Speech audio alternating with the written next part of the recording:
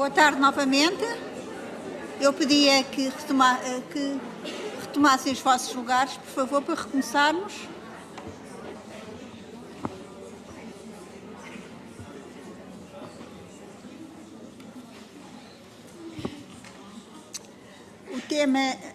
O tema seguinte tem a ver com registro de entidades e das atividades sujeitas a notificação e que vai ser, esta apresentação vai ser realizada pela nossa colega Filomena Meira, da Direção de Inspeção e Licenciamento. Eu dou-lhe desde já a palavra. Obrigada, Filomena. Obrigada pela vossa presença. Depois da excelente resenha do Decreto-Lei feita pelas nossas colegas DPS, cabe-me agora falar sobre o registro de atividades, as principais alterações de acordo com o novo Decreto de Lei, e vou também falar sobre a base de dados europeia EUDAMED, o registro dos operadores económicos no âmbito dos dispositivos médicos. Nesta matéria, conforme foi realçado anteriormente, o Diploma Nacional assegura a execução do Regulamento Europeu. Define condições, regras, requisitos e obrigações aplicáveis aos operadores económicos e instituições de saúde que distribuem, produzem e utilizam os dispositivos nas suas instalações. Oi? Peço desculpa. A notificação da atividade de dispositivos médicos surge no novo Decreto-Lei. Obriga os operadores económicos a notificarem ao Infarmed o registro da sua atividade, não esquecendo as obrigações do registro já previstas no Regulamento Europeu. Assim,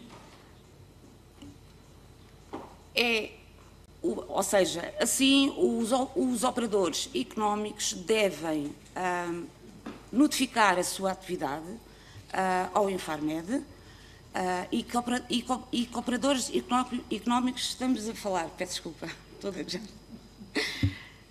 Estamos a falar de distribuidores, importadores, fabricantes, instituições de saúde que processem dispositivos médicos e também outras entidades. O cumprimento das obrigações da notificação estamos a falar sempre agora do novo Decreto-Lei, através da submissão de um pedido no portal Licenciamento Mais. Estas entidades devem submeter um processo de notificação relativamente ao exercício da sua atividade, através da submissão de um pedido específico no portal Licenciamento Mais.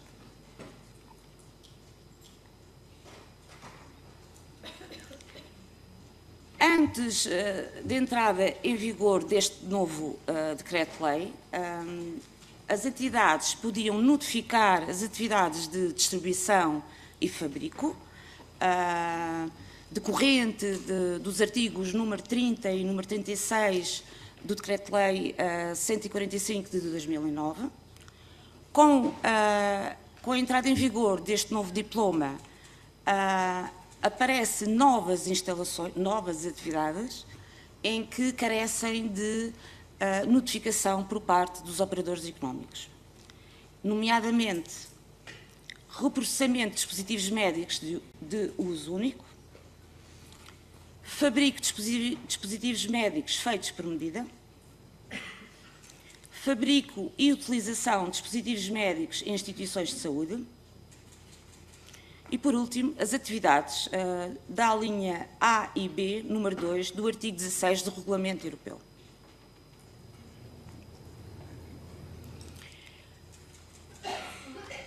Que entidades é que podem notificar no portal Licenciamento Mais? Estamos a falar de entidades que reprocessam dispositivos médicos de uso único para a utilização pelos serviços e estabelecimentos do Sistema Nacional de Saúde. Estamos a falar do artigo 18. Estamos a falar das instituições de saúde, os dispositivos in-house e utilizados nestas instituições. Portanto, as minhas colegas da DPS também já falaram sobre isto. É o artigo 6º. Os fabricantes com domicílio ou sede social em Portugal que coloque dispositivos feitos por medida no mercado em seu próprio nome. Estamos a falar aqui do artigo 5º. E, por último, o exercício das atividades. Estamos a falar das entidades como distribuidores, importadores ou outras entidades que exercem atividades como tradução, alterações de embalagem, no caso de dispositivos médicos estéreis, desde que a alteração não afete a esterilidade do produto.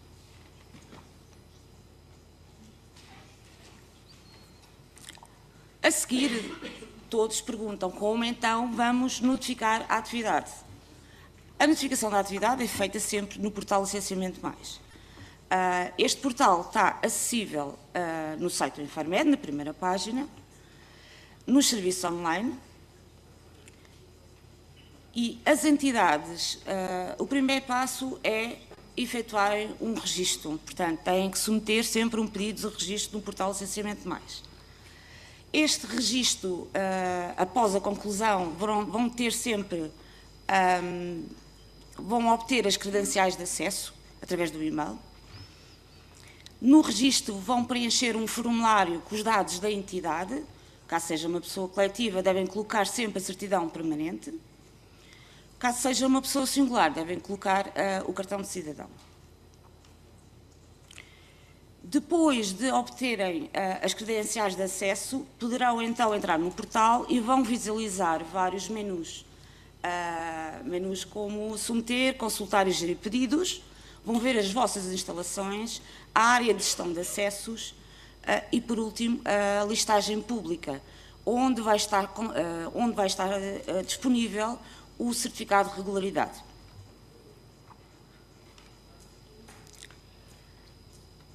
Para notificarem a atividade, vou então repetir um bocadinho, vamos ter que submeter um pedido específico, com os dados do responsável técnico, todas as instalações onde desenvolvem as atividades, quer seja a nível nacional ou na Comunidade Europeia.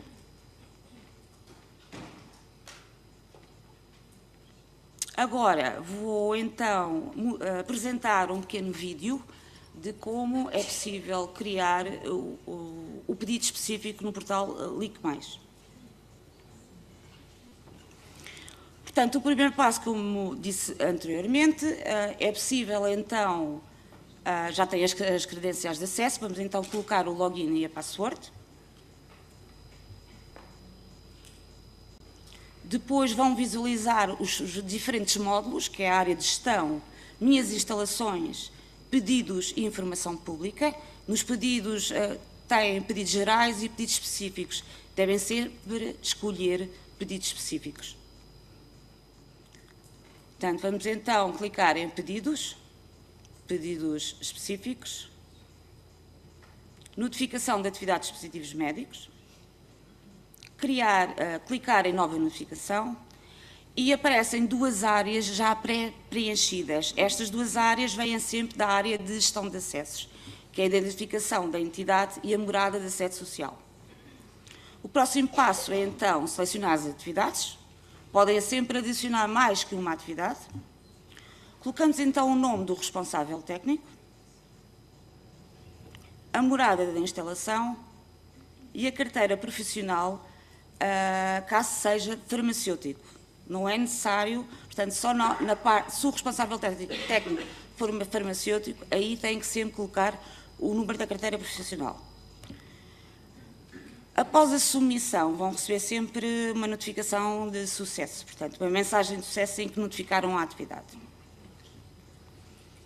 Agora, vou manter-me aqui um bocadinho e vou falar um pouco das preocupações que têm existido por parte das entidades.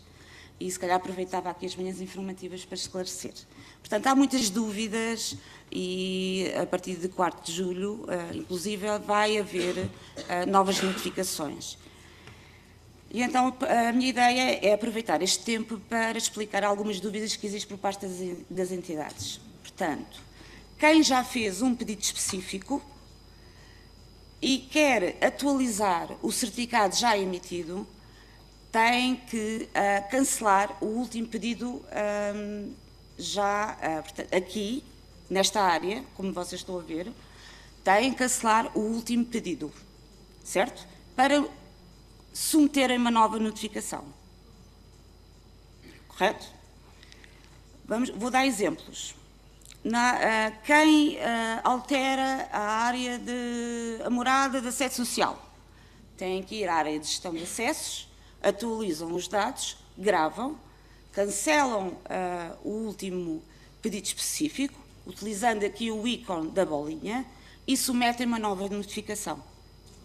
Isto são situações que as entidades estão a reportar e eu aproveito aqui para explicar e para tentarmos a ver se conseguimos resolver este tipo de problemas. Agora aparece aqui o Mr. Bean, é verdade, porque o Mr. Bean ficou um bocadinho admirado porque afinal descobriu que notificar a atividade é muito simples.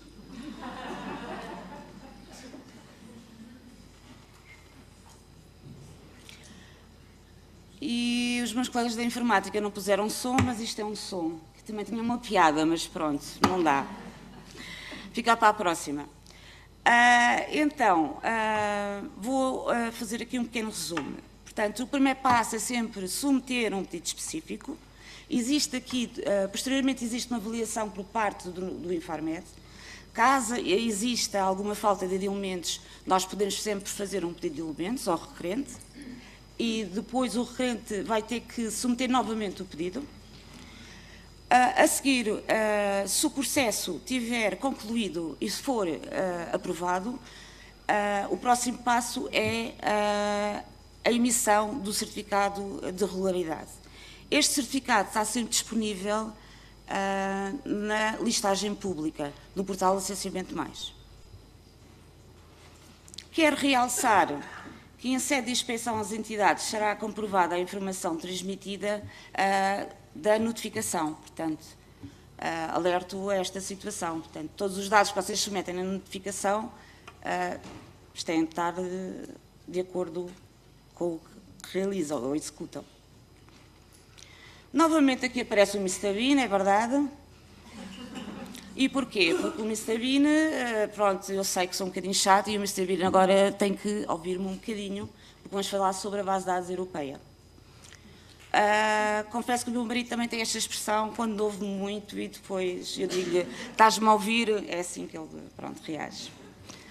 Então, base de dados europeia. A base de dados europeia é o elemento-chave para implementar os regulamentos 745 e 746. Esta base de dados é constituída por 6 módulos. Os que estão a cor de verde são aqueles que estão disponíveis e os que estão com uma corzinha assim azul, digamos que estão ainda em desenvolvimento.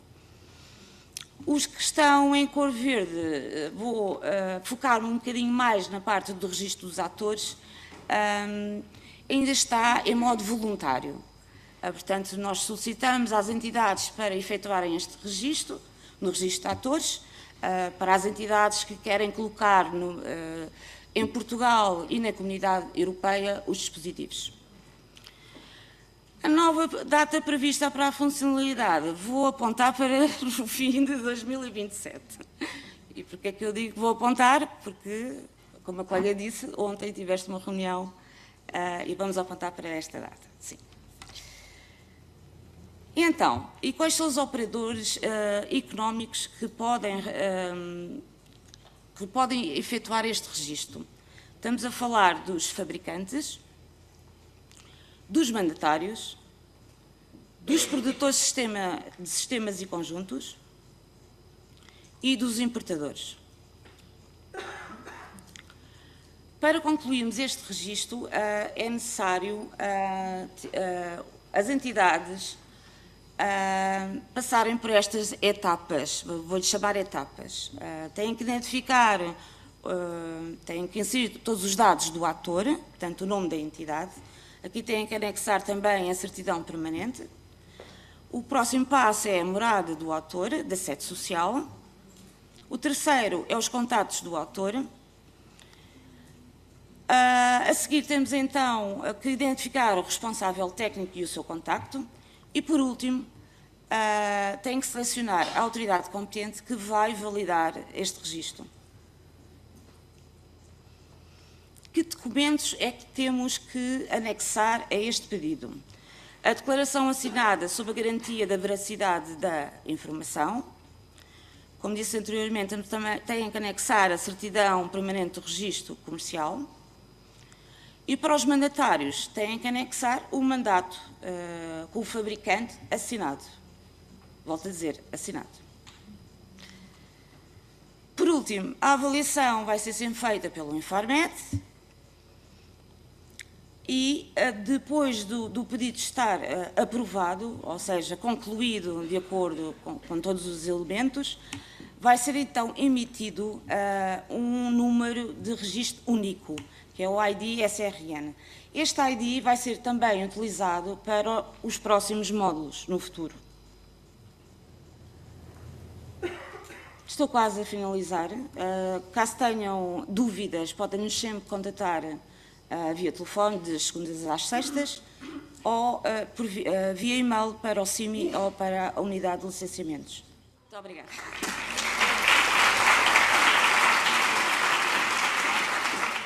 Muito bem. Vamos então falar agora sobre as novidades relativamente ao Sistema Nacional de Vigilância introduzidas pelo Decreto-Lei nº 29 de 2024. Na geral, fica tudo mais ou menos na mesma, temos algo a acrescentar, não é?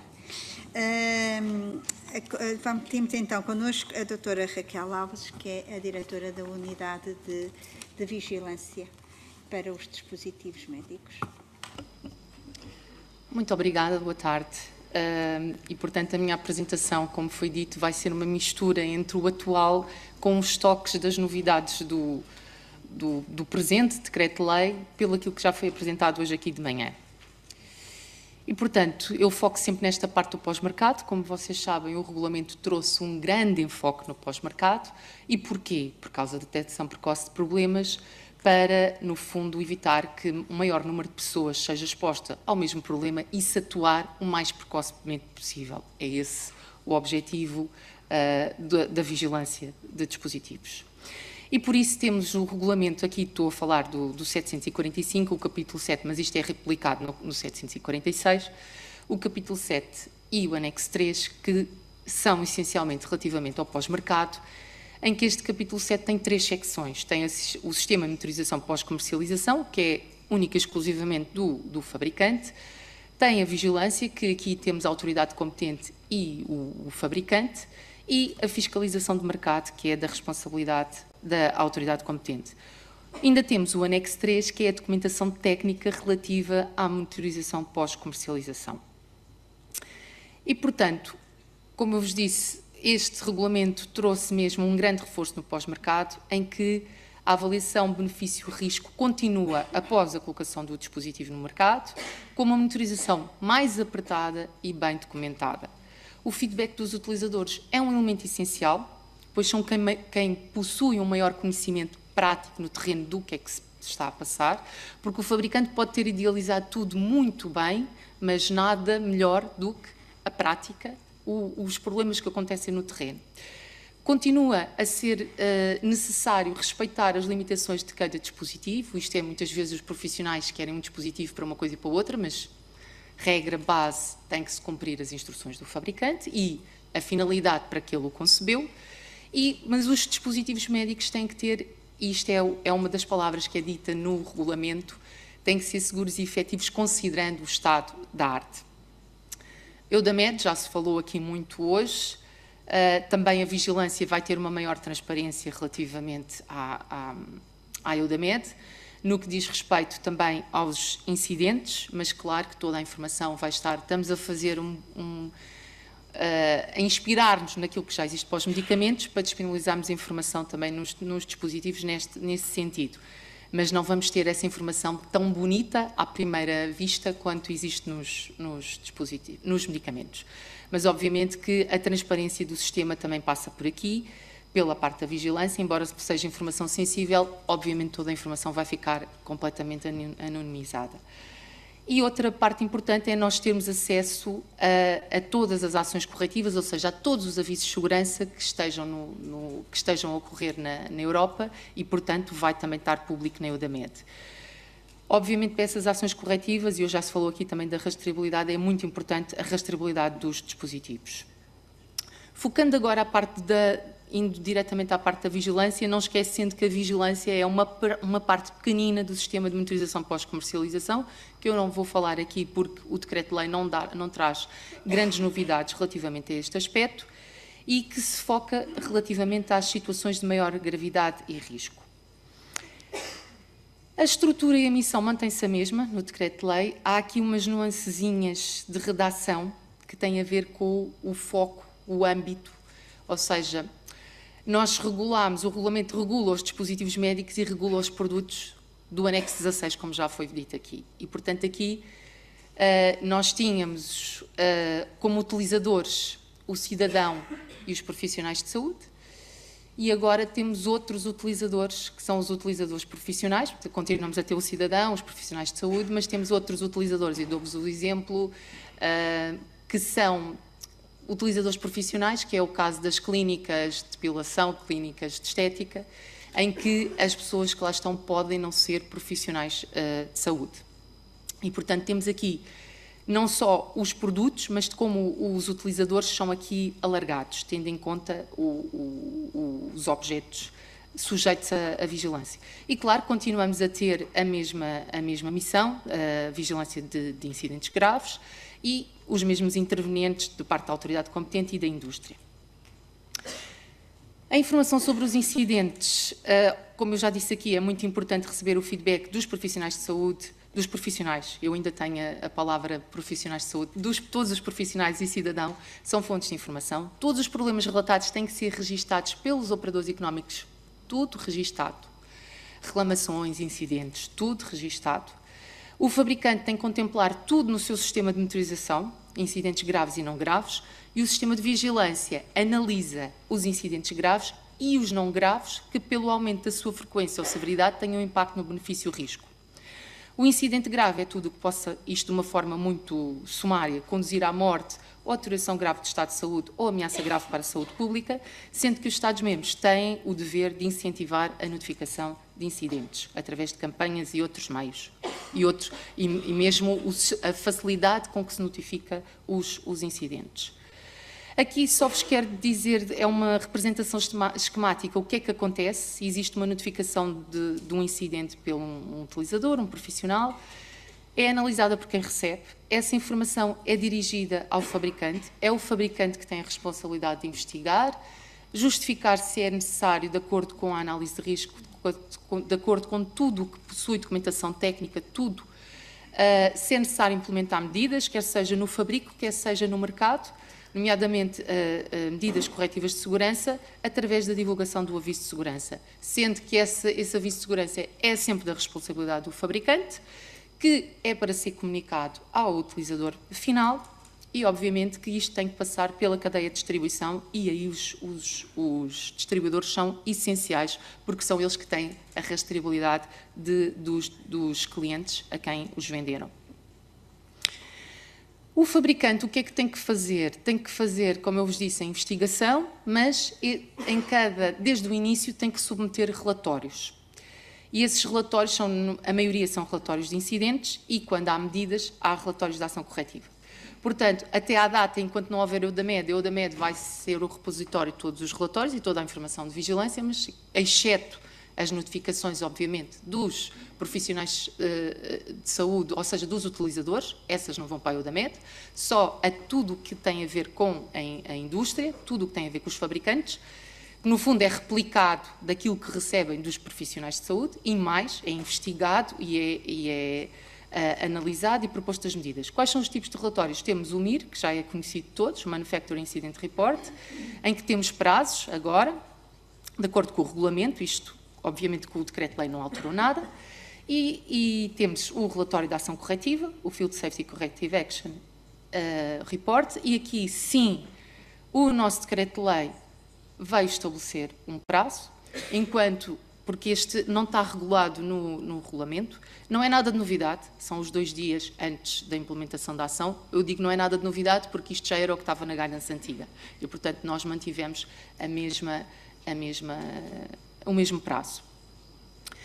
E temos os relatórios periódicos sumários, que é uns relatórios compilados de incidente para situações identificadas no regulamento, ou seja, por exemplo, quando uma ação corretiva já foi implementada e estamos a monitorizar ainda aquilo que vai acontecendo no mercado, e os relatórios de tendência, que estes sim são novos, de acordo com o novo regulamento, e que é o trend que ainda não existe um formato a nível europeu que já tenha em conta o novo regulamento, está-se a trabalhar, mas lá está, como é uma temática nova, leva sempre a discussões e interpretações do que está escrito no regulamento e ainda está em elaboração a nível do grupo de trabalho.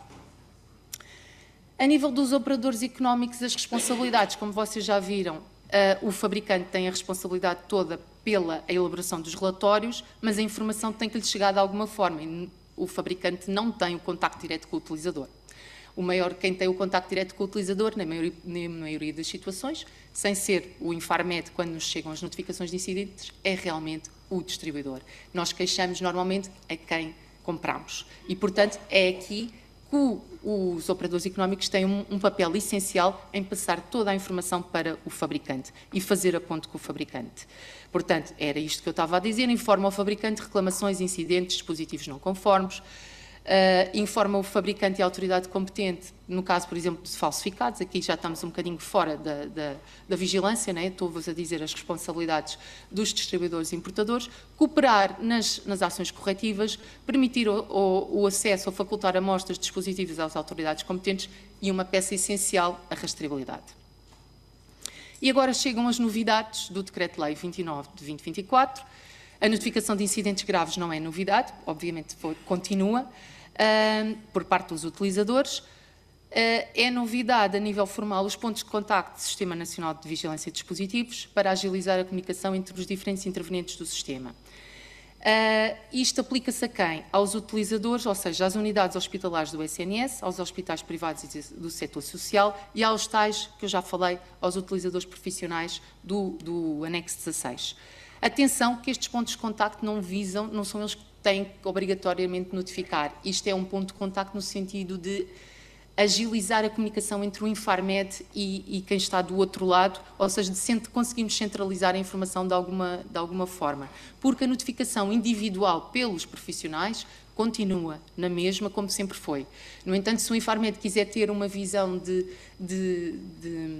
o que é que se existe algum problema no hospital, imaginem, em vez de estarmos no fundo, orientar-nos e ceder-nos a informação de se existem problemas relatados, porque os profissionais notificam pontualmente, mas alguém que nos ajude de mais facilmente conseguimos aceder a essa informação.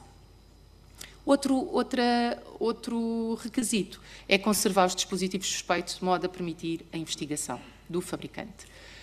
O reporte não é novo, continua, é muito intuitivo, há uma parte de cidadão e de profissional de saúde e que, no fundo, o mínimo que eu digo é preciso haver um dispositivo, é preciso haver um problema e é preciso haver uma consequência para o doente. No fundo, são estes 3 pontos principais. A autoridade é responsável pelo sistema, tem procedimentos adequados para obter a informação relativa a incidentes, monitorizá-los, a investigação deles junto do fabricante e verificar a implementação de medidas. Nós monitorizamos, mas podemos atuar, obviamente. Podemos atuar logo no início, se for uma situação grave, podemos solicitar documentação adicional, documentação técnica, interferir na investigação, contactar com outras autoridades competentes, cada vez mais estamos a fazer isto. Contactar com o organismo notificado e exigir a implementação de ações corretivas imediatas, por exemplo. E agora as situações especiais, que eu lhe chamei aqui situações especiais, isto não está escrito em lado nenhum, foi no fundo para sinalizar aqui os 2 pontos que já falámos, e a nível de vigilância isto é uma mudança de paradigma completo, que é o reprocessamento de dispositivos médicos de uso único e os in-house. Porquê é que eu digo que é a mudança de paradigma completo? Porque os profissionais de saúde estão habituados a notificar-nos e notificam-nos e acabou. Depois, como eu já vos disse, é o fabricante que investiga, o circuito é um circuito completamente diferente. Aqui, as instituições de saúde têm um papel duplo, fabricante e utilizador. O que é que significa? Existe um regulamento de execução, que não vou falar aqui, que vai ser a apresentação seguinte, relativamente aos do uso único, mas eu só vos queria frisar aqui a parte da vigilância. Tem que haver um sistema de gestão de qualidade, um sistema de gestão de risco e tem que haver um sistema que permita recolher informações sobre os incidentes. A comunicação de incidentes tem que ser nos prazos previstos como se fosse um fabricante, mas, atenção, na notificação de incidente não basta dizer que o incidente ocorreu. Primeiro, tem que se confirmar a confirmação de que o dispositivo médico é de uso único, que foi reprocessado e por qual foi a entidade, o número de ciclos de reprocessamento e o número máximo de ciclos de reprocessamento permitido, a descrição do incidente grave, o tipo de falha, o resultado para o doente, isto já era normal, mas tem que haver uma análise das causas. Ou seja, a notificação não é uma notificação, é quase como fosse já, é uma notificação de fabricante em conjunto, porque não me vale a pena uma instituição de saúde me estar a notificar um problema, o que me interessa é que ela notifique e analise e implemente as medidas. É isso que é necessário, porque aqui estamos a falar do papel duplo da instituição. Quem utiliza é quem é o fabricante. E esta é a diferença no reprocessamento de dispositivos de uso único e também nos in-house. Estas regras que estão aqui não são do Decreto-Lei 29, são do Regulamento de Execução e está muito detalhada a parte da vigilância. Os dispositivos do uso único processados envolvidos num incidente grave devem ser retirados e não devem ser utilizados e devem ser mantidos por 5 anos. Durante a investigação de um incidente grave, não podem ser utilizados dispositivos médicos de uso único reprocessados do mesmo tipo que foram submetidos ao mesmo ciclo de reprocessamento. Isto percebe-se, porque se o problema for do reprocessamento, se nós não sabemos a causa, não vamos estar a sujeitos a outros incidentes com os mesmos dispositivos que foram sujeitos ao mesmo ciclo e, obviamente, que se a causa for o reprocessamento, esses dispositivos têm que ser eliminados.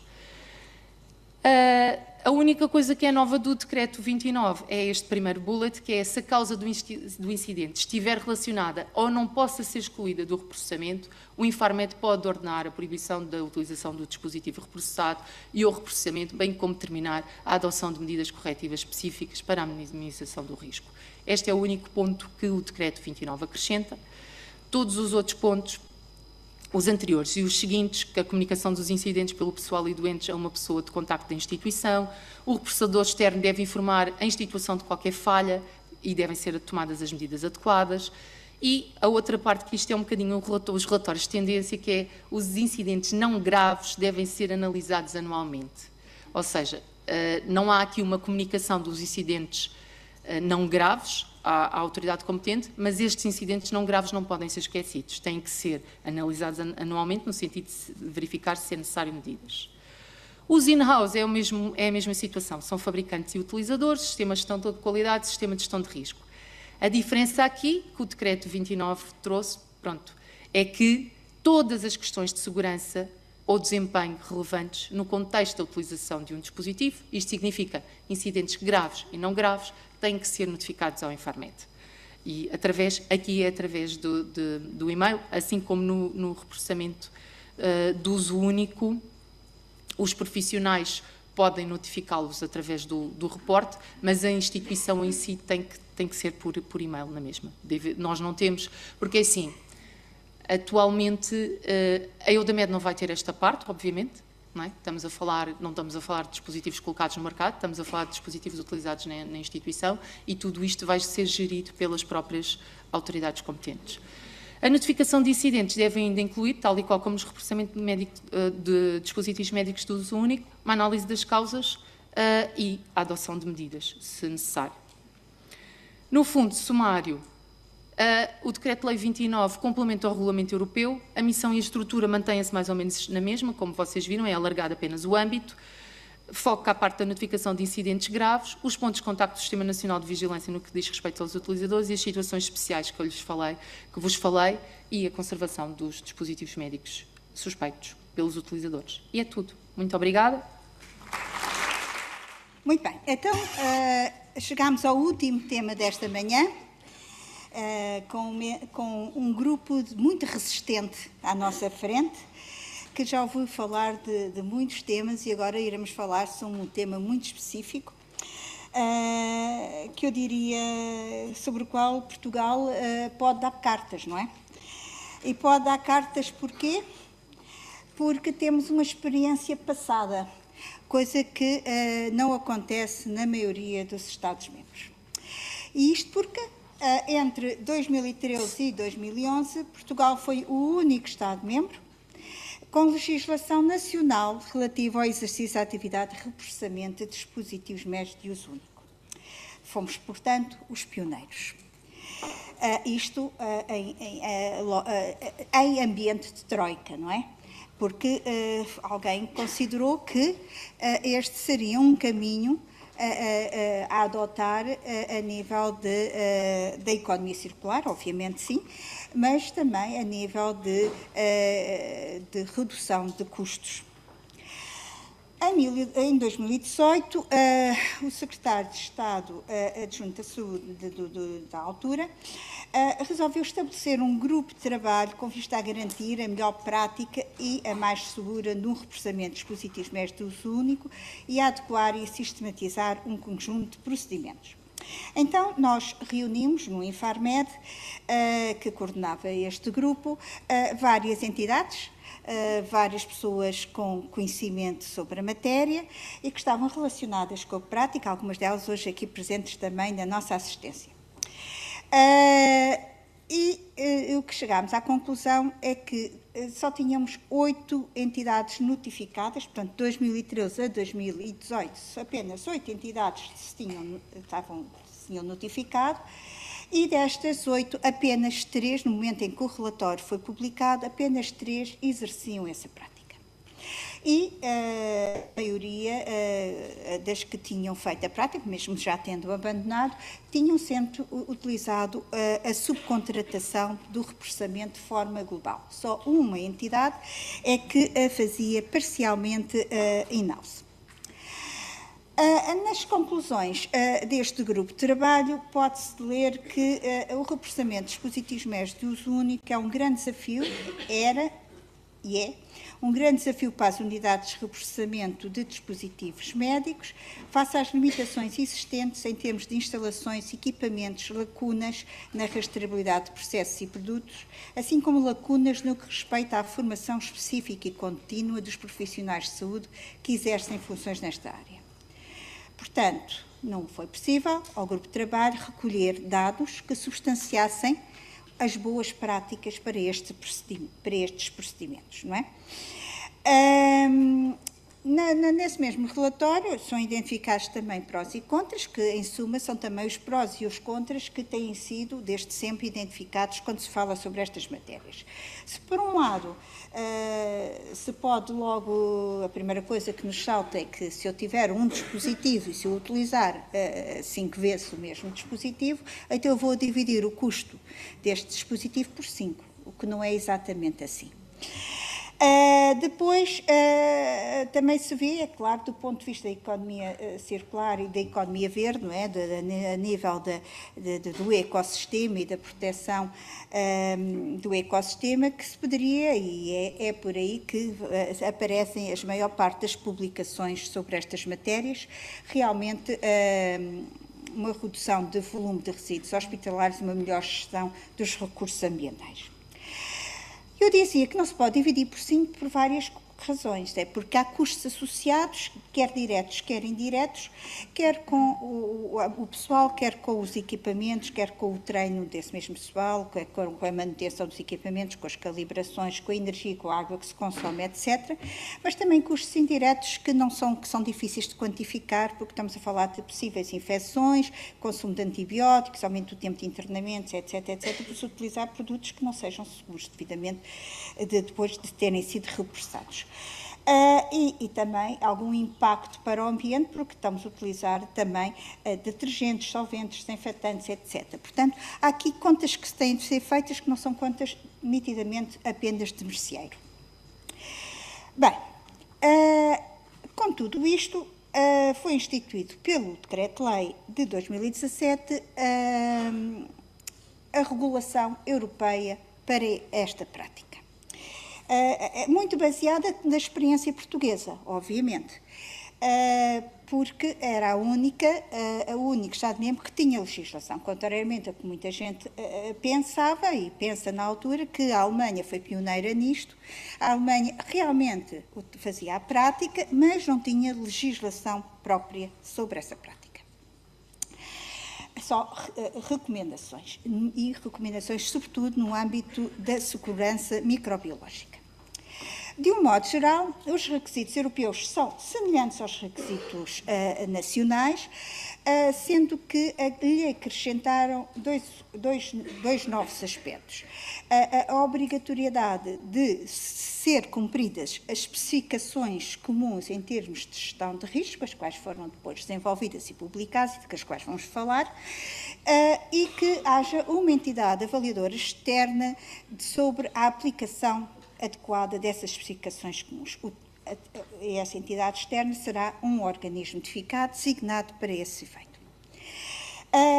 Com a entrada de publicação do regulamento e destas especificações comuns que estão contempladas no Regulamento 1207 de 2020, o exercício da atividade de repressamento de dispositivos médicos de uso único nas instituições de saúde do SNS deixou de ser possível. E isto porquê? Porque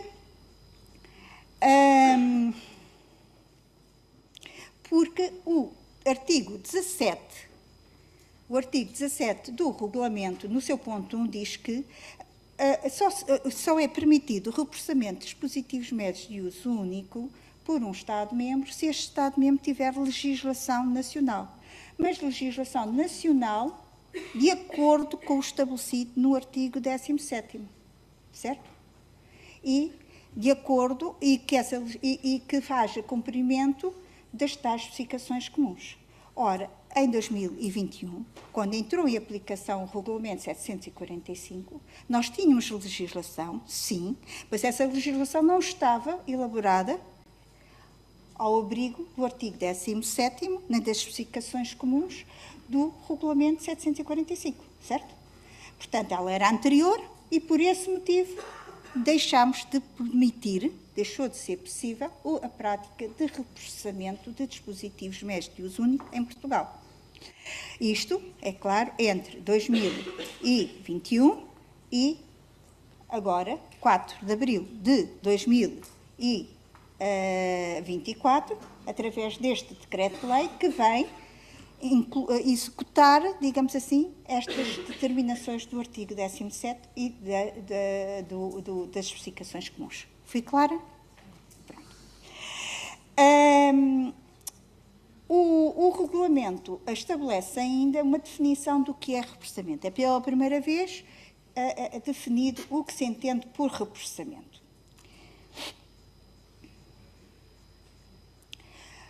O artigo 17º cria ainda outras determinações. Portanto, diz que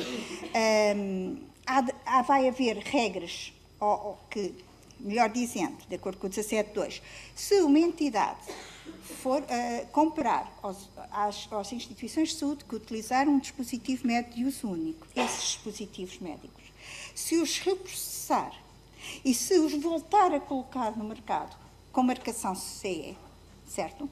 Depois de serem sujeitos a um processo de avaliação de conformidade adequado, e muitas vezes avaliados por um organismo notificado, essas entidades que façam isso têm de cumprir todos os requisitos estabelecidos na legislação, nomeadamente no 745, no que respeita às responsabilidades de fabricante, certo? Portanto, têm de cumprir todos os requisitos. No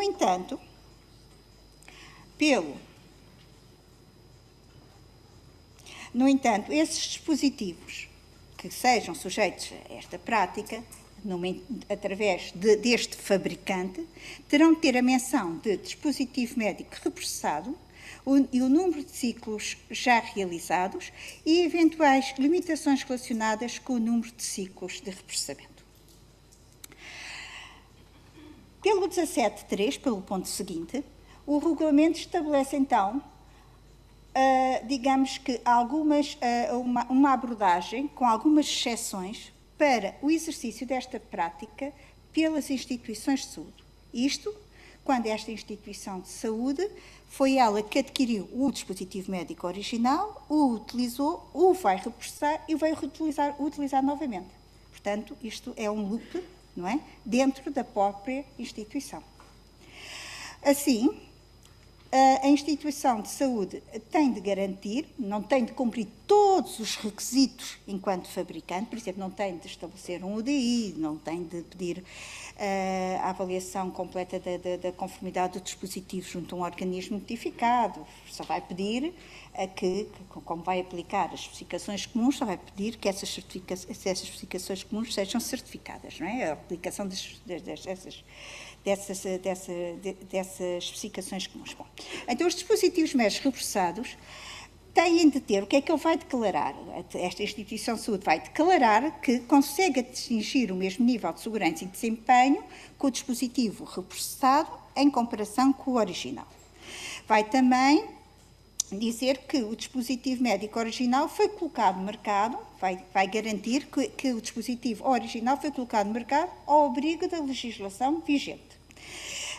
E vai dizer que, e vai declarar também, vai cumprir que tudo aquilo que está estabelecido no artigo 5.5, que já vimos para os in-house, excetuando aquele ponto que diz que tem a ver com a justificação da necessidade, porque aqui não podemos ter uma justificação de necessidade, porque estes dispositivos estão no mercado, não é?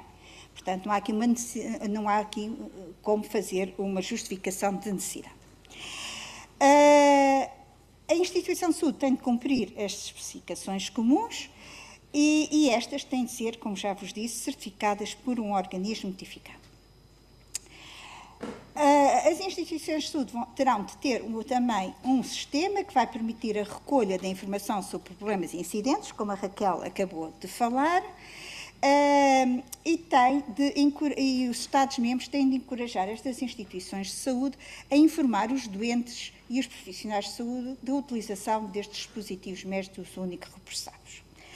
Por outro lado, o próprio dispositivo médico reforçado tem de ser reconhecido como tal. Portanto, é um dispositivo médico de uso único reforçado e ele tem de dizer isto na sua rotulagem, numa informação que ele próprio tem junto dele.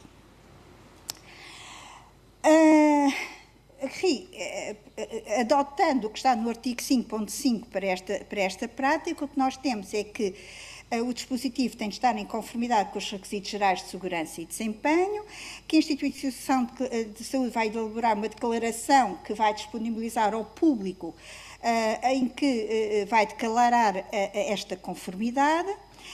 O dispositivo não pode sair da instituição de saúde a nível de propriedade, não é? Ele pode sair para ser repressado, porque é permitido a subcontratação desta prática, contrariamente aos in-house, que não é permitida a subcontratação, aqui é permitida a subcontratação, mas mesmo que seja subcontratada a totalidade da prática e portanto, o dispositivo saia para uma entidade que vai fazer o reprocessamento, o que é verdade é que esse mesmo dispositivo, este que saiu, é aquele que tem de entrar no hospital, está bem?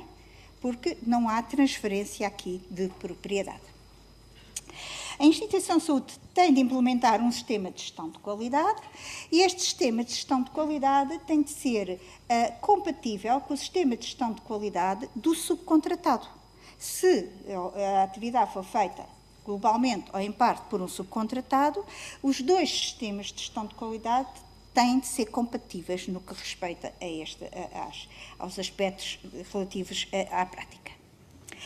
A instituição de saúde analisa a experiência adquirida com o dispositivo e adota todas as medidas corretivas necessárias e fornece à autoridade competente toda a informação sobre a prática sempre que for solicitado. Pelo artigo 17.4, portanto o ponto seguinte, diz que a instituição de saúde pode realmente subcontratar e que se pode adotar as mesmas regras, os mesmos requisitos que se aplicam às instituições de saúde, também aos subcontratados das instituições de saúde. Relativamente às especificações comuns, como vos disse, essas especificações comuns dizem respeito à gestão de risco, aplicáveis ao reforçamento de dispositivos médicos de uso único e discriminam requisitos respeitantes aos aspectos que estão ali mencionados. Focando algum desses aspectos, relativamente ao pessoal, às instalações e equipamento, pois tem de haver uma adequabilidade destes aspectos do pessoal, né? As pessoas têm de ter conhecimento da prática, mais ainda tem de haver pessoas responsáveis por esse reprocessamento, tem de haver formação, também para a notificação de incidentes, e esta pessoa responsável tem de estar permanentemente à disposição do repressador. A instituição de saúde vai ter também de avaliar se previamente a iniciar o processo, se aquele dispositivo de uso único, original, é ou não, ou tem ou não as características necessárias para poder ser reprocessado de acordo com o método que tem instituído ou que pretende instituir. O produto original tem de ter a marcação CE, mas tem de estar no mercado, ou seja, não pode ter sido sujeito a medidas restritivas. As especificações comuns têm também um aspecto bastante importante, que é ter uma lista de dispositivos ou de tipos de dispositivos para os quais é inadequado ou é considerado inadequado o reprocessamento, sendo esta a lista que consta. Se vocês virem, muitos destes dispositivos médicos são dispositivos médicos de elevado risco da classe 3.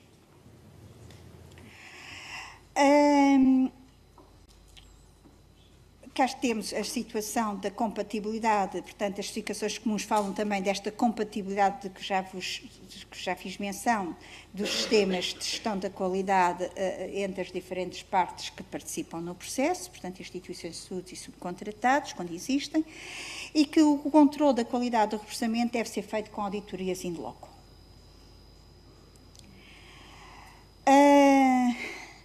Estes são outros aspectos também que são contemplados por estas especificações comuns. Bem, o artigo 17º, no seu ponto 9, diz ainda mais uma coisa, que é que os Estados-membros podem proibir, por exemplo, o reprocessamento de dispositivos médicos de uso único e a sua transferência para outro Estado-membro, ou mesmo restringir ou proibir a disponibilização ou reutilização de dispositivos de uso único reprocessados.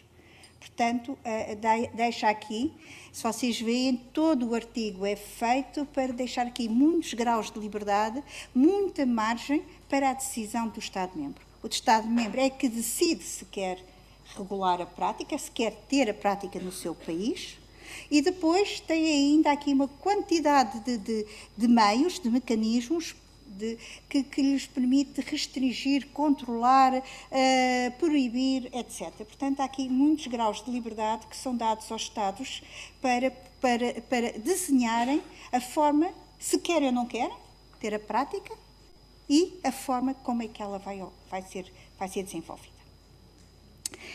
Bom, chegamos então ao nosso Decreto-Lei 29 de 2024. Que vem dizer que o Infarmed é a entidade competente para efeitos deste regulamento, mas também, e portanto para tudo o que está no artigo 17º, mas também para a aplicação ou para a monitorização de uma adequada aplicação, fiscalização de uma adequada aplicação do que estão nas especificações técnicas.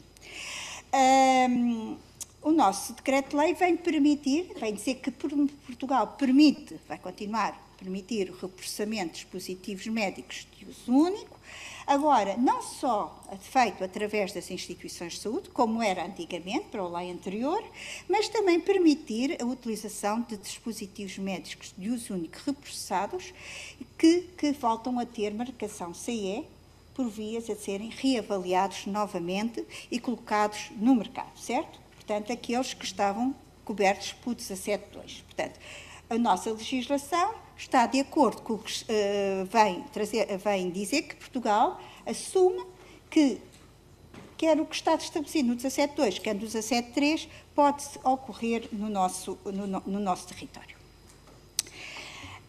Estabelece as responsabilidades da entidade que reprocessam. Muitas destas responsabilidades estão em linha com o que está nas especificações comuns, portanto, não é nada que tenhamos inventado, ou que estão em linha com o que estava também na legislação já anterior. É claro que vem dizer que as entidades que reprocessam são as responsáveis pela conformidade do dispositivo, em termos de segurança, desempenho, que devem ter todas as instalações, os equipamentos, os recursos humanos necessários adequados para a prática, e vem também ainda referir uma coisa muito importante, que é, por ciclo de reprocessamento, o dispositivo é considerado como um dispositivo de uso único, entre aspas. Ou seja, só pode ser utilizado num único doente durante um único procedimento, certo? Por ciclo de reprocessamento. As instituições devem ainda cumprir as especificações comuns estabelecidas pelo regulamento que estabelece as especificações comuns. O órgão máximo da instituição é responsável pelo sistema de gestão de qualidade e é também responsável por nomear a pessoa responsável pela coordenação do exercício da atividade de repressamento. Portanto, há aqui uma responsabilização direta da cúpula da instituição de saúde, que é ela que vai ser responsável, vai ter de aprovar o sistema de gestão de qualidade que vai ser implementado neste contexto. E que este sistema e que este órgão máximo deve ouvir, para o efeito, a Comissão de Ética para a Saúde da sua instituição. As entidades que reprocessem dispositivos de uso único devem ainda dispor de toda a documentação técnica atualizada e que devem disponibilizar à autoridade competente sempre solicitado. Por outro lado, são previstas várias notificações. A instituição de saúde deverá notificar o exercício da atividade, quais os dispositivos de uso único que reprocessam, por tipologia, identificar a pessoa responsável e as suas habilitações e notificar, é claro, todos os incidentes graves que venham a ocorrer com a utilização dos dispositivos médicos de uso único reprocessados na sua instituição. As entidades têm ainda de informar os profissionais de saúde e os seus doentes da utilização dos dispositivos de uso único reprocessados, portanto, e que esta informação, a forma como esta informação é feita, deve ser realizada depois de ter sido ouvida a Comissão de Ética para a Saúde da respectiva da entidade onde é feita o repressamento. O dispositivo único repressado apenas pode ser utilizado na mesma entidade, isto é o pressuposto logo à partida, não é? Para ser isentada de algumas dos requisitos do regulamento, é com essa base que se define todo o 17.3. Portanto, o dispositivo não pode ser colocado no mercado, o dispositivo não pode ser adquirido, cedido ou disponibilizado a outra entidade, portanto, não pode haver transmissão de propriedade e não pode ostentar a marcação CE. É permitida a subcontratação da atividade, mas é também referido algo muito importante, que é não é possível que as entidades subcontratadas devem estar sediadas e realizar todas estas operações de repressamento em instalações sediadas num Estado-membro. Nós adotámos a lista recomendada pelas especificações comuns, é proibido o repressamento em Portugal destes dispositivos médicos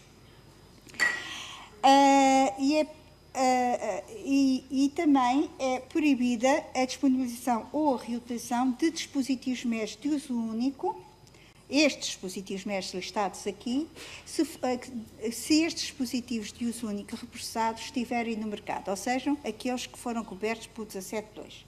Portanto, também não é permitida a utilização em Portugal, portanto, a aquisição e utilização em Portugal de dispositivos médicos desta lista que sejam dispositivos médicos de uso único repressados com marcação CE. Relativamente à implementação deste artigo 17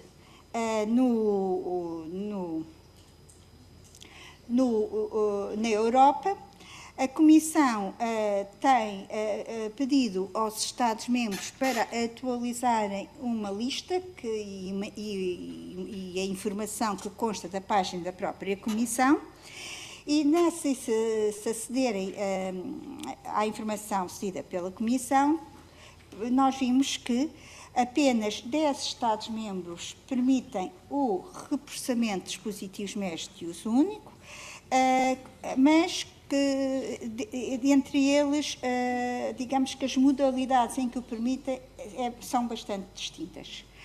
3 apenas permitem o repressamento por entidades que se assumem como fabricantes. 2 apenas permitem o repressamento pelas instituições de saúde. E depois há 5, nos quais nós nos incluímos, em que é permitido as duas modalidades. Esta é, digamos que a informação constante na Comissão, constante no site da Comissão Europeia, que podem aceder. E em abril de 2024, portanto, muito recentemente, foi publicado um relatório elaborado a pedido da Comissão Europeia sobre o ponto de situação da implementação do artigo 17º do Regulamento de Dispositivos médicos nos vários Estados-membros. E chega-se à conclusão que, à mesma conclusão, né, que apenas 10 Estados-membros permitem o repressamento. Sobretudo, há aqui uma conclusão bastante interessante, é que a razão para os outros 17 não o fazerem está muito substanciada em desconfiarem da dificuldade que é restabelecer a segurança e o desempenho funcional dos dispositivos médicos de uso único quando sujeitos ao stress de repressamento e, sobretudo, aqui esta questão de não existirem estudos e evidência substanciada, reconhecida, independente, porque há informação, mas não independente, não é? Informação independente, que venha suportar a prática. E, portanto, há informação, uma que suporta, outra que não suporta, mas, sobretudo, aqui temos problema de ser pouca e, muitas vezes, não independente.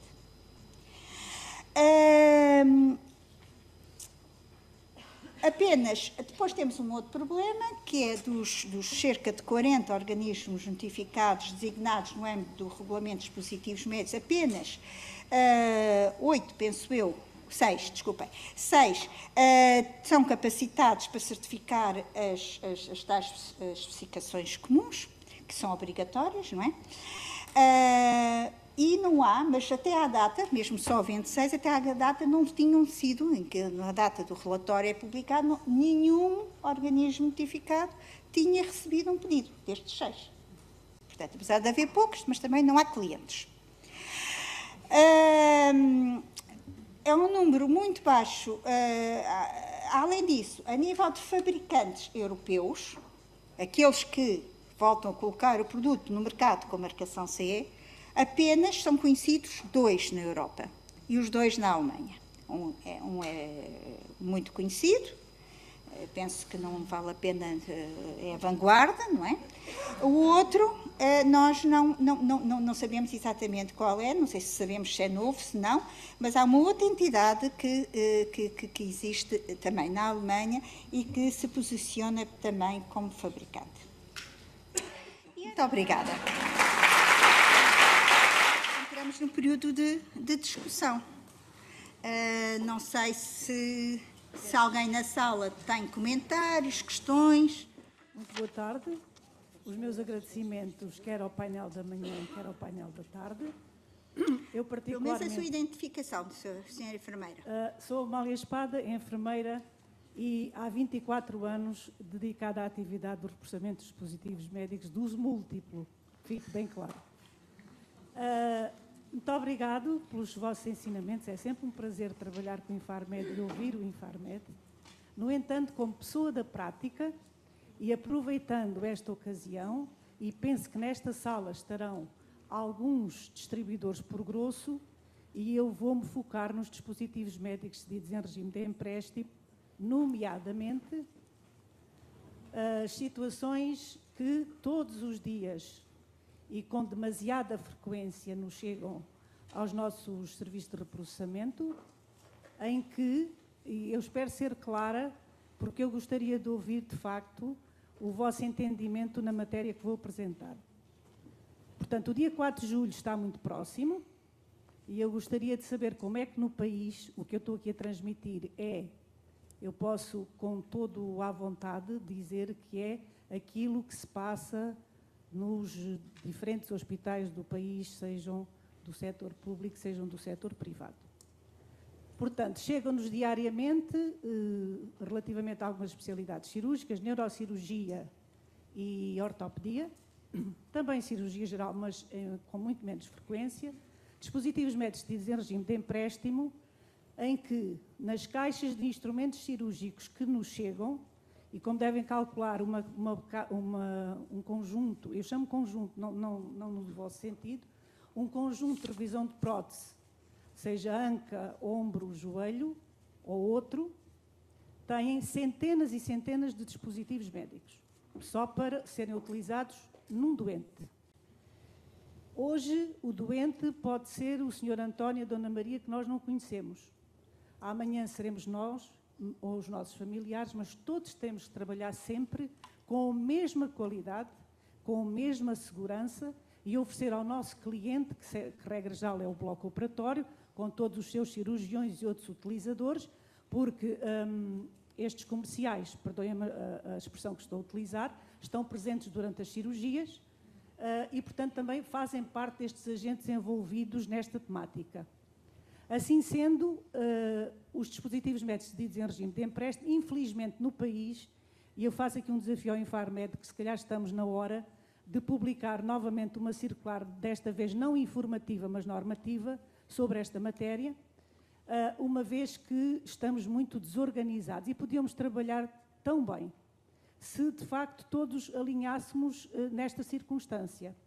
Ora bem, chegam-nos frequentemente os instrumentos cirúrgicos em caixas em que o próprio distribuidor por grosso e refere que é assim que recebe já do fabricante, tem a combinação de dispositivos médicos de uso único com dispositivos médicos de uso múltiplo. E isto é em grande quantidade, porque na área da ortopedia e da neurocirurgia, como devem calcular, há implantes a aplicar. Nós recebemos o material de aplicação, contudo, dentro do material de aplicação, vêm combinados peças de dispositivos médicos de uso único, em que nos chegam apenas listadas nas chamadas guias de consignação, em que vem a referência à designação do dispositivo médico e que muitas vezes nem em inglês tem a palavra single use. E, portanto, isto demora-nos muito o processo. Obviamente que há unidades de reprocessamento mais rigorosas, outras menos rigorosas, e, de momento, assistimos no país a este reprocessamento de uso único, seja pelas instituições, seja na instalação do distribuidor por grosso, isto porque o distribuidor por grosso realiza uma parte do processo global, que é o reprocessamento, que é a lavagem e a desinfecção térmica, porque não pode circular por estrada dispositivos médicos com matéria orgânica incorporada a outras substâncias químicas. Assim sendo, eu gostava que nos dessem algumas dicas sobre como é que Portugal vai resolver esta situação. Eu percebo que o distribuidor por grosso argumente que é assim que recebe as caixas do seu fabricante. Muitas vezes eu pergunto onde está o fabricante, A maioria das pessoas não sabe, outras vezes as empresas são ibérias e aqui a situação fica muito mais grave quando são ibérias, porque nós recebemos diretamente de Espanha esses dispositivos e, como se diz, perdoem-me a expressão, que de Espanha nem bom vento nem bom casamento, o que vem de Espanha é pior, muito pior do que aquilo que existe em Portugal.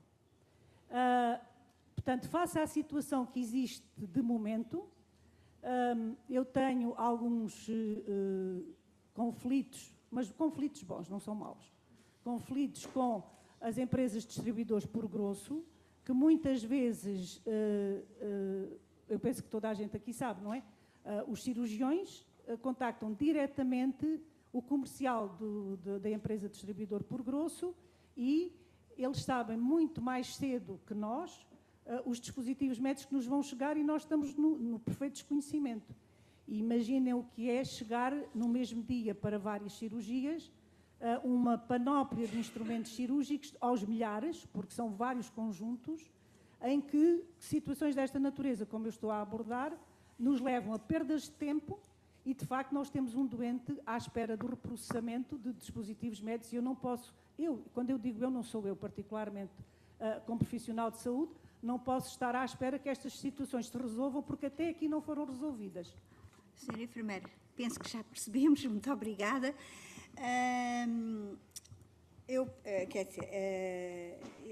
Eu penso que não vamos conseguir dar uma resposta neste momento às questões que está a colocar. Na minha opinião, e agora é a minha opinião, não é a minha opinião Infarmed, a minha opinião é que, na realidade, nós temos neste momento um conjunto de requisitos legais que poderemos utilizar para tentar melhorar a organização, a organização de todo este processo.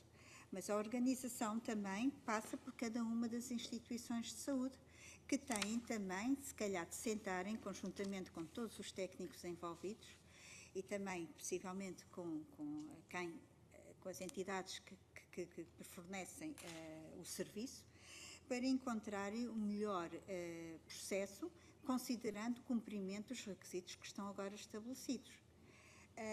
Porque, possivelmente, não vai haver digamos que uma única regra que sirva a todas as instituições de saúde, diria eu. Mas podemos trabalhar num futuro em tentar encontrar alguns pontos de consenso, não é? Alguns pontos que se possam desenhar num documento de orientação para a melhor aplicação destes requisitos. Eu não sei se a minha colega, a doutora Fernanda Ralha, quer dizer alguma coisa, acrescentar alguma coisa, ou mesmo se a doutora Joana, do Gabinete Jurídico, quer acrescentar alguma coisa. Eu diria que, neste momento, nós não podemos dar-lhe uma resposta, não é? Teremos de estudar e o que nós temos é agora instrumentos jurídicos, instrumentos, requisitos, que já nos podem balizar aquilo que pode ser feito e o que não pode ser feito e que nos podem ajudar a tentar controlar estas práticas, que foi exatamente isso que foi o nosso objetivo. Estamos perto do 4 de julho, eu sei. Até agora não tínhamos estes instrumentos, agora já os temos. Eu penso que num futuro muito próximo, trabalhando conjuntamente, vamos com certeza encontrar melhores soluções para todas estas, para controlar este processo. Apenas só para acrescentar o que a doutora Judite disse e compreendemos perfeitamente as preocupações que a senhora enfermeira tem tido ao longo destes anos. Portanto, este assunto já acontece há muitos anos. Mas é assim, e tal como a doutora Judite disse, nós neste momento temos um decreto-lei que tem uma força legal nacional, temos uma prática que vai ser, efetivamente, faz parte das práticas que vão ser notificadas ao Infarmed, ou seja, todas as práticas que não estão notificadas ao Infarmed serão práticas ilegais e temos, efetivamente, um instrumento legal que nos permite fiscalizar essas práticas com o sistema de gestão de qualidade que está elencado a essas práticas. Portanto, nós fazíamos com a força de um despacho, mas neste momento irão fazer parte das atividades de fiscalização dos próprios serviços farmacêuticos e das instituições de saúde, mesmo aquelas que não têm serviços farmacêuticos, as técnicas de utilização de reprocessamento dos dispositivos médicos são técnicas que se aplicam também aos medicamentos, portanto, são técnicas conhecidas pelo IFARMED, portanto, e que irão fazer parte das atividades de fiscalização do Instituto. Agora, o que existe e que não existia antigamente é que estas práticas, se não tiverem notificadas ao IFARMED, são práticas legais. O IFARMED poderá atuar no âmbito da ilegalidade das referidas práticas. Portanto, era só esta questão que queria, não sei se a doutora Joana... Então, nesse caso, o distribuidor por grosso, quando está a fazer o processamento dos seus dispositivos médicos, também está a fazer o processamento dos únicos. Tem que notificar essa parte da atividade. Claro, É uma obviamente. Eu sei que Claro. É claro que sim. E neste momento é uma É claro que sim. atividade Claro que sim. que está descrita no atual Decreto-Lei 29. Claro que sim. Claro que sim. Portanto, ele tem que notificar, ou Isso eu não seja, percebi. um distribuidor por grosso que não faça essa prática e não notifique o IFARMED, portanto está ilegalmente a realizar essa prática nas suas instalações. Portanto, Muito bem. o IFARMED poderá agir de acordo com os seus... É que eu não a vejo. Muito bem. A doutora Joana. Eu queria só dizer, só acrescentar que, na verdade, também nos ajudam a nós e também é um serviço que prestam à comunidade e ao país, denunciarem em concreto essas situações. Para nós sabermos, para o IFARMED saber, quais são as entidades que estão a cometer as práticas ilegais que a doutora Fernanda falou. Porque se não soubermos, se não nos denunciarem as situações, nós poderemos não chegar lá. Não temos conhecimento delas, não estamos no terreno como gostaríamos. O problema é que nós temos nas instituições, neste momento, nós temos... O processamento está adormecido em Portugal. Não temos orientações, não temos um manual atualizado, não temos nada. Não temos formação, nem os enfermeiros, nem os auxiliares. Isto é o passa-palavra. E há muitos que nem sequer conhecem o dispositivo de uso único. Eles recebem-no e tratam-no como se fosse um dispositivo normal.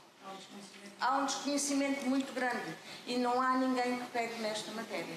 Por isso, estarmos a denunciar uns aos outros, temos é que construir isto de forma a passar informação, formação, qualificar os profissionais, não permitir a rotatividade dentro das instituições que há, porque há elementos que entram e no fim de 2 meses estão a ir embora e, portanto, não têm tempo de aprender e o que aprendem não conseguem fazer as coisas. Não há um conjunto de qualidade. Se não houver profissionais bem trabalhados nesta área. Eu percebo. Quando falo em denúncia, não é a denúncia sempre na vertente, lá está o facto de ser no gabinete jurídico, dá-me sempre essa conotação negativa da denúncia, que é uma denúncia pré-criminal, é tudo isso. Não é isso que eu digo. Mas é reportarem essas situações, essas dificuldades que têm, para nós sabermos como é que temos que atuar. Se calhar se temos que emitir orientações, provavelmente.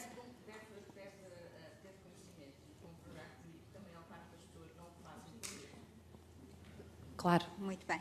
Bem, passamos então para uma outra questão. Olá, boa tarde. Francisco Noronha, da Visafersa. Vai ser muito rápido para a doutora Raquel Alves. Quando se indica no decreto-lei o responsável de contacto de vigilância por parte do hospital, primeira questão, essa listagem vai ser uma listagem pública para todos nós podermos ter acesso. Segundo, a atividade de distribuidores por grosso, no que diz respeito às ações corretivas de segurança, uma das dificuldades que muita gente tem é conseguir fazer chegar efetivamente a informação a quem de direito, nos hospitais. E não é nem uma nem duas vezes aquela situação em que se envia por correio registado, ao fim da 3ª vez considera-se que a ação está liminarmente encerrada porque não foi possível contactar de outra forma. Vai ser possível utilizar esta pessoa para centralizar todas as comunicações, nomeadamente das ações corretivas de segurança? Boas perguntas. esta parte da responsabilidade dos dispositivos nas instituições, nos hospitais, é sempre um tema complicado. Na atualidade, os pontos de contacto de vigilância foram feitos para agilizar a comunicação, mas tem mais a ver com o Infarmed e a entidade, ou seja, porque este ponto de contacto é no sentido, como eu disse, ela não vai notificar os incidentes, é no sentido que nós muitas vezes temos a dificuldade de saber o que é que se passa nos hospitais. E a única entidade que nós temos para contactar é o Conselho de Administração do Hospital. E, portanto, isto em termos hierárquicos, e temos a falar de Sistema Nacional de Saúde, é complicado porque tem que ser o Conselho Diretivo do Infarmed a contactar com o Conselho de Administração do Hospital, e às vezes as situações são críticas, são mais... E, portanto, é no sentido de estreitar laços e comunicação. Nós já o temos feito de uma forma informal, já fizemos uma circular informativa há muitos anos sobre isto, tivemos alguns hospitais, não tivemos todos, e neste sentido foi no sentido de estreitar essa comunicação. Não era do ponto de vista da parte dos distribuidores, ou seja, da listagem ficar pública, é uma questão que podemos pensar, pronto, não digo que não, eu percebo essa parte da implementação das ações corretivas, portanto, é uma preocupação de todos nós e do próprio Infarmed, não é? Porque, como vocês sabem, nós pedimos sempre essa lista de quem contactaram, pronto, e vocês têm que o manter, os contactos feitos, como foi, no sentido da informação lá chegar, e, portanto, nós temos que pensar nessa parte. Não foi feito com esse intuito.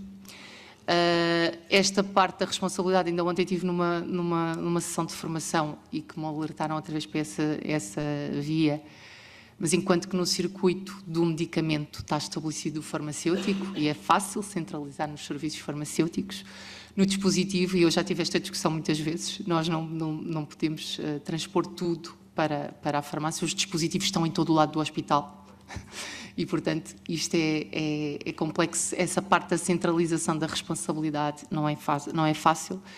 Há hospitais que estão muito bem organizados, há hospitais que temos a gestão de risco e que controlam esta parte toda e que os contactos estão estabelecidos com a gestão de risco. Aí o Infarmed não tem problemas nesse sentido. E mesmo hospitais enormes, em que são várias instituições, não é? Que eram os antigos hospitais e que têm essa informação centralizada. Há outros que não. Isto tem muito a ver com a organização de cada hospital. E é difícil para nós também. Eu compreendo a dificuldade dos distribuidores, que também é a nossa dificuldade. Porque há empresas que estão muito bem organizadas e que podem, por exemplo, recorrer à equipa de vendas para fazer chegar essa informação. Há outras empresas que não têm estruturalmente essa possibilidade e que têm que ter outras formas de poder fazer chegar. E também tem a ver com os próprios dispositivos. Nós sabemos que há dispositivos em que o contacto das empresas é direto com os médicos, pela gravidade, pela presença contínua que estão nos hospitais em questões de formação, não é? E, portanto, eles têm um contacto diário, praticamente, e há outros que não. Esta situação não é linear e, por isso, aí a dificuldade de... É aquela característica, não é?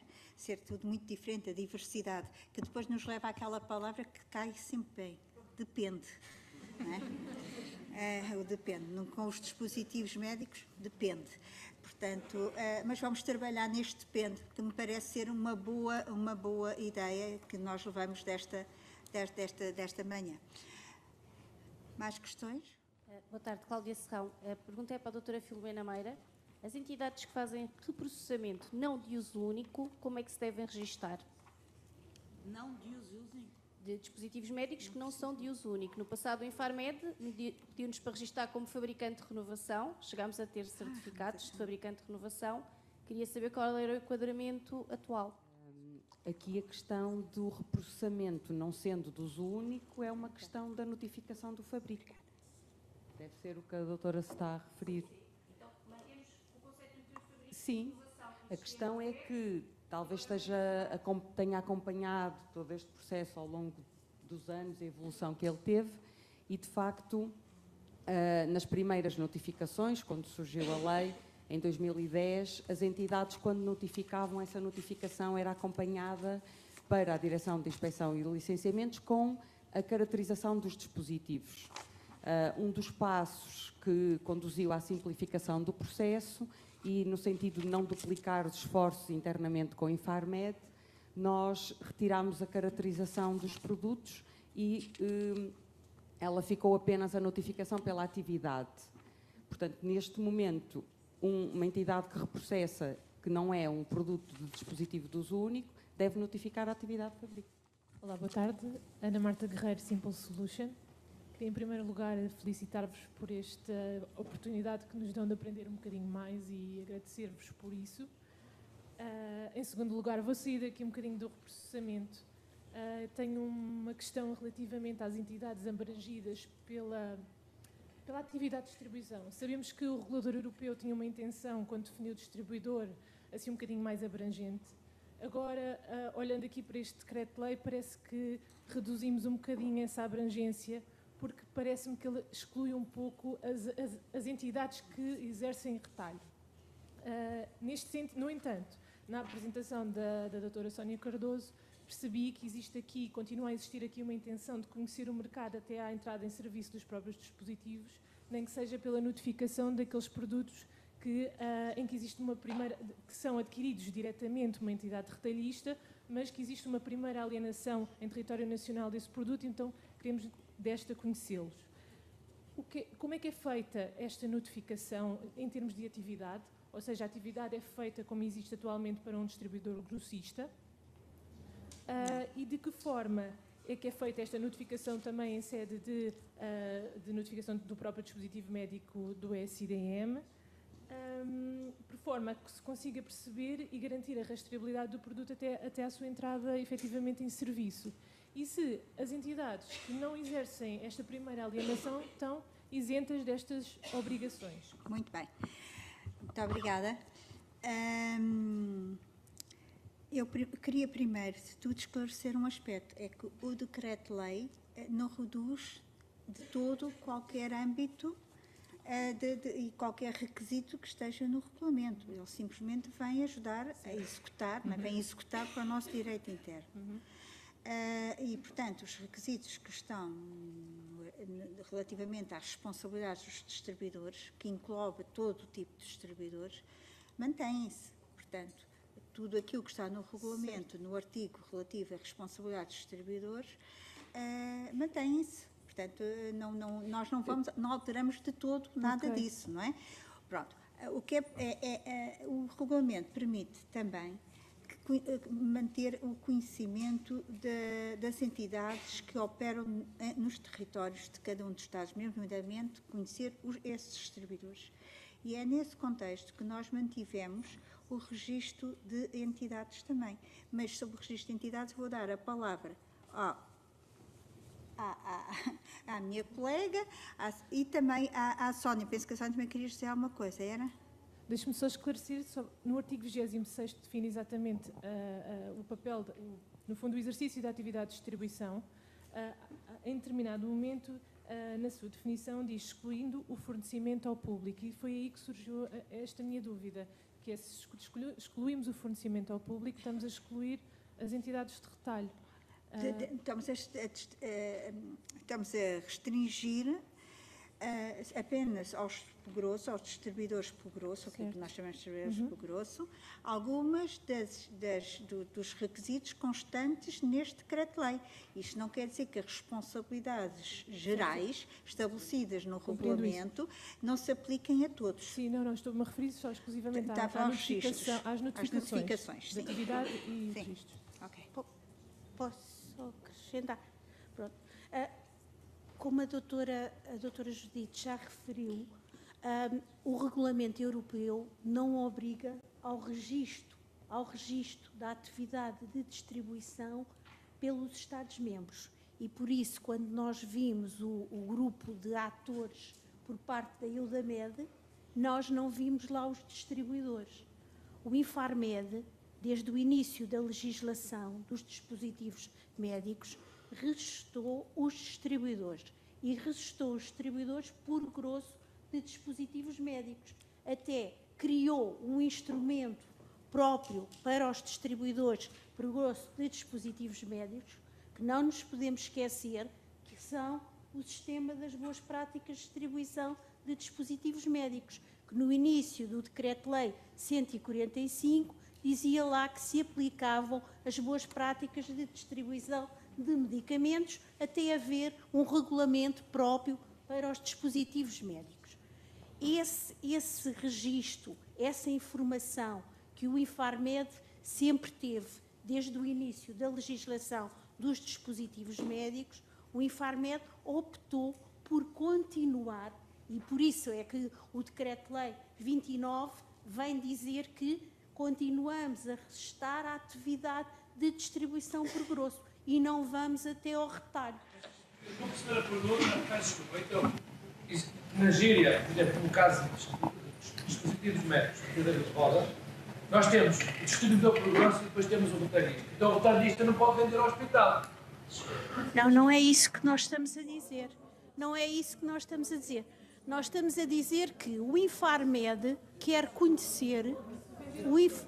Nós o que estamos aqui a dizer é o Infarmed quer conhecer as entidades que distribuem por grosso dispositivos médicos. E para as conhecer, portanto, pede às entidades que as registrem no portal do licenciamento mais. O Infarmed não disse que só o distribuidor por grosso de dispositivos médicos pode vender dispositivos médicos. Não foi isso que foi dito. Mas para um hospital, para uma empresa, uma ortopedia, vender para um hospital tem que estar registada como distribuidor por grosso, ou não? Sim, é um distribuidor por grosso.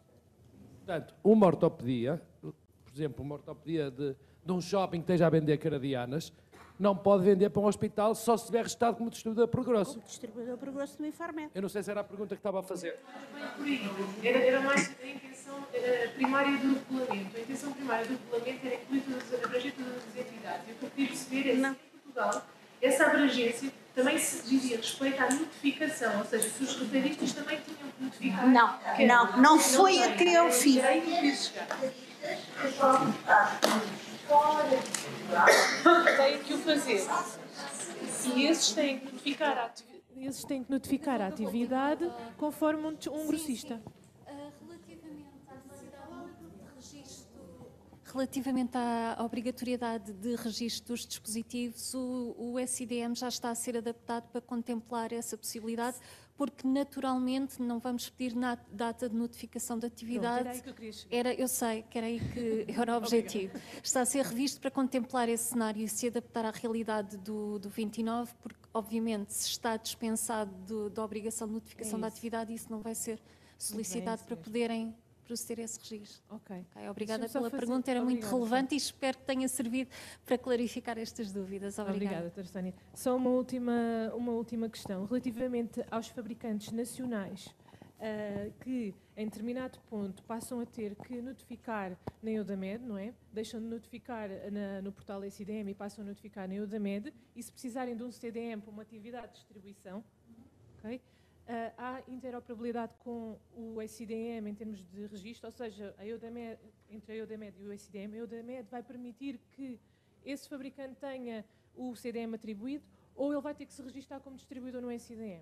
Nós não nos esquecemos desse cenário.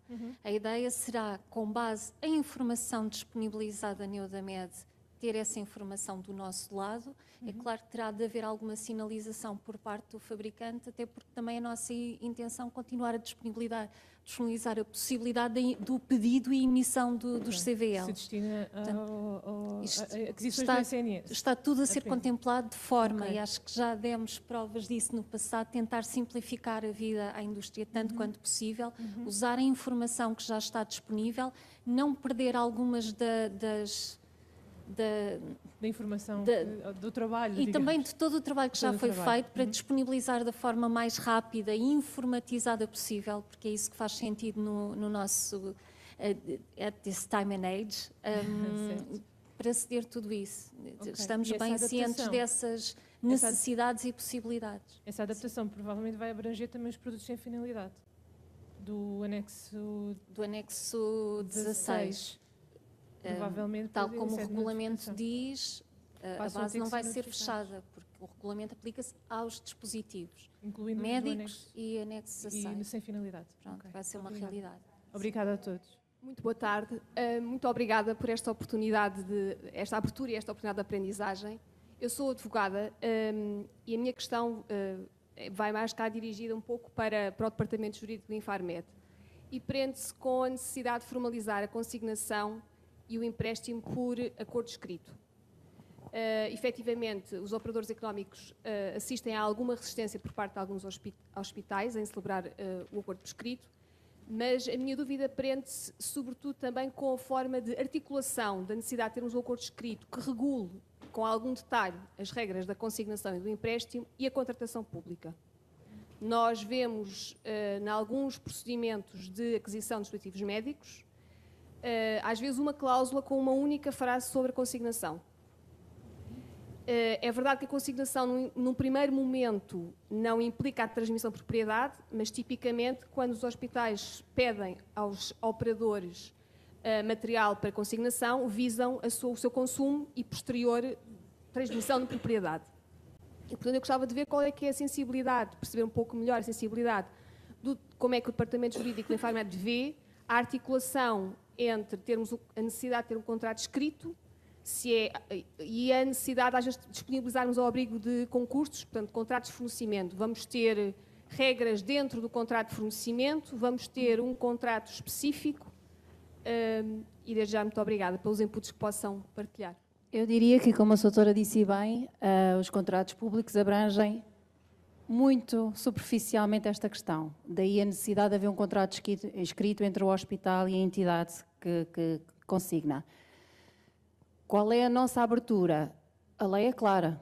Portanto, sendo um contrato escrito e é celebrado entre as partes, portanto, as partes irão estabelecer as regras desse mesmo contrato. O Infarmed não vai validar esses contratos, como é óbvio. Aquilo que diz a lei é que tem que existir. Os termos dos mesmos, às partes competem. Mas, na verdade, e respondendo muito diretamente à questão, como é que há articulação, esta é uma legislação especial em relação à contratação pública. Portanto, tem que existir? Tem. Os termos são as partes que os definem. Como é que se articula com a contratação pública? Precisamente no sentido em que a contratação permite a compra daquele dispositivo. A cláusula em concreto da consignação e os termos da mesma terá que ser definido nesse contrato especial. Portanto, terá sempre que haver os dois contratos, o de fornecimento e depois o da consignação entre o hospital e a própria entidade. Portanto, é a nossa resposta em relação a isso. Nós não temos como dizer, não, nessas situações basta o contrato de fornecimento e definir os termos. Não, são coisas diferentes. E do ponto de vista jurídico, uma coisa é a contratação, outra coisa tem a ver com o contrato que é feito entre as partes, no âmbito específico deste decreto-lei. Portanto, aí o Infarmed não vai ter qualquer interferência na liberdade da estipulação das cláusulas entre as partes. Laboratórios INIPSA. Queria só fazer uma questão rápida. Falou-se que a publicidade ficou fora deste decreto-lei. Obviamente o 145 ainda tem algumas partes relativas à publicidade e é para cumprir enquanto não houver... se há alguma previsão se nos pode dar alguma informação sobre o futuro. Obrigada. Olá mais uma vez. Em relação à publicidade,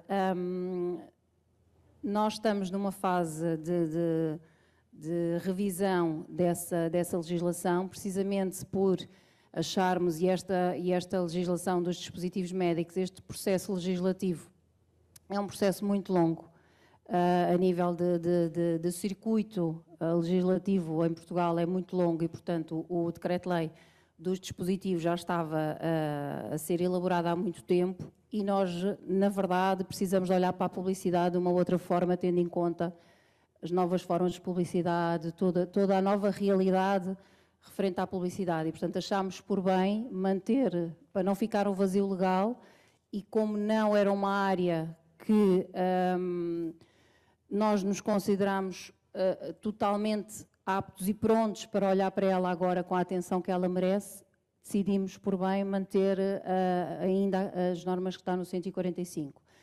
mas neste momento posso adiantar que já estamos a iniciar a proposta para olhar para a publicidade dos dispositivos como ela deve ser olhada, com a independência e com o tempo e com a visão mais ampla que é necessária, e portanto eu diria que a breve trecho, sendo certo que, não me querendo comprometer, porque o nosso circuito legislativo, e volto a dizer, é longo, e não depende só de nós, depende da tutela, depende da Presidência do Conselho de Ministros, enfim, Conselho de Ministros, enfim. E, portanto, é tudo muito demorado, mas estamos a tratar dessa vertente agora. Então, chegou o momento de fecharmos esta manhã informativa. Eu não sei se a doutora Érica quer dizer algumas palavras.